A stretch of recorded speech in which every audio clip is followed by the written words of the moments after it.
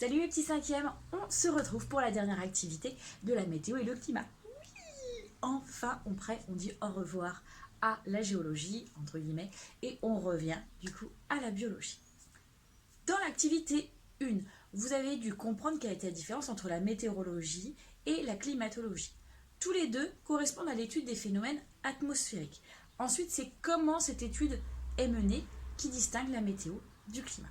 Si c'est sur un terrain très restreint et sur un temps court, de quelques jours à une semaine, c'est la météorologie. Si à l'inverse, c'est sur un terrain étendu et vaste et sur plusieurs semaines, voire plusieurs années, c'est la climatologie. On va aussi expliquer, pour bien comprendre ce qu'est les phénomènes atmosphériques, ce qu'est l'atmosphère. Alors, pour comprendre l'atmosphère, je vous ai fait un magnifique petit schéma.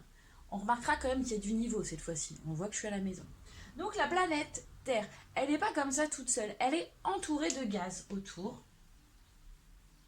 D'accord ? Et en fait, c'est cette enveloppe de gaz qu'on appelle l'atmosphère.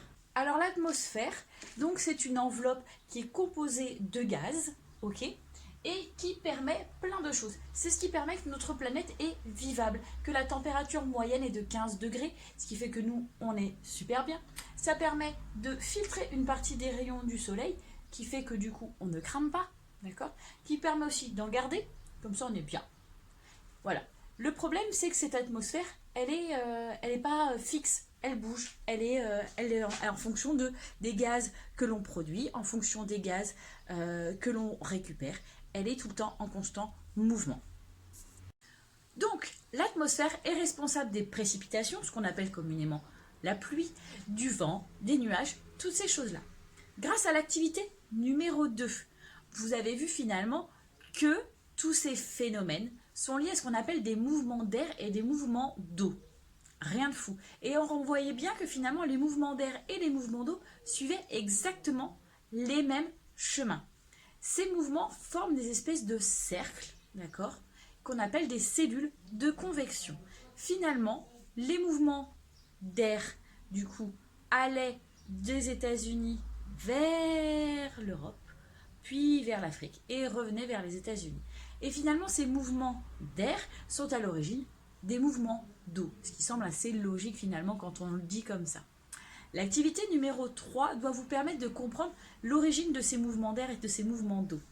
Pour cela, normalement on aurait fait une petite expérience en classe, je ne peux même pas la refaire chez moi, je n'ai pas le matériel nécessaire. Vous avez donc une expérience sur internet qui est très bien faite. Vous devez vraiment impérativement regarder le mouvement de la fumée, qui représente donc les mouvements d'air, et observer ce qui se passe lorsqu'il change les événements, d'accord, de cette expérience.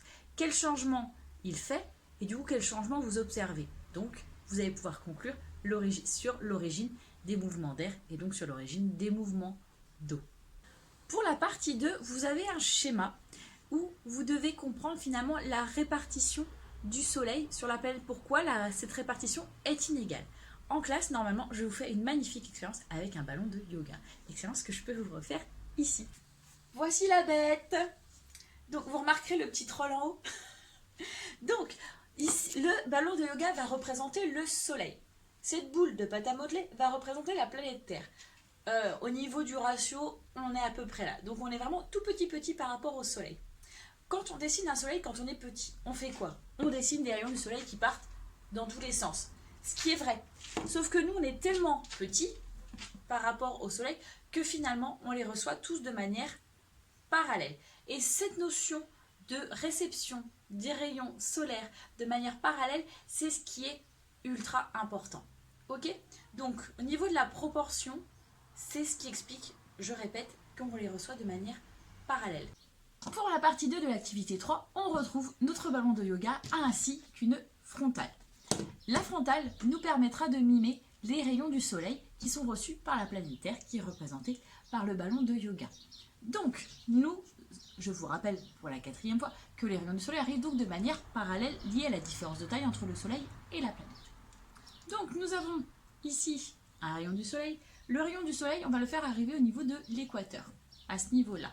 Donc, vous voyez, je change de main et je vais tracer la forme. D'accord, ça fait à peu près ça. qui arrive sur la planète Terre. Vous devez à peu près bien voir avec la craie. Ça, c'est au niveau de l'équateur. Si on arrive au niveau, du coup, du pôle nord, on a toujours le même rayon, je n'ai pas appuyé sur le bouton. Vous voyez, du coup, là, la différence au niveau du... Donc, parallèle, toujours, bam. Et là, vous voyez la tache. La tache qui fait ça, à peu près. Si je vous représente bien, du coup, vous voyez les deux taches. Ici, c'est la tache de lumière qui arrive au niveau, du coup, de l'équateur. Et ici, vous avez la tache qui arrive au niveau des pôles. Vous voyez bien la différence entre les deux, d'accord? Et donc, à partir de cette différence et de la notion de concentration, vous devez pouvoir expliquer, du coup, pourquoi ici, il fait plus chaud à l'équateur qu'au niveau des pôles. Je vous refais une petite vidéo pour vous expliquer le principe de concentration.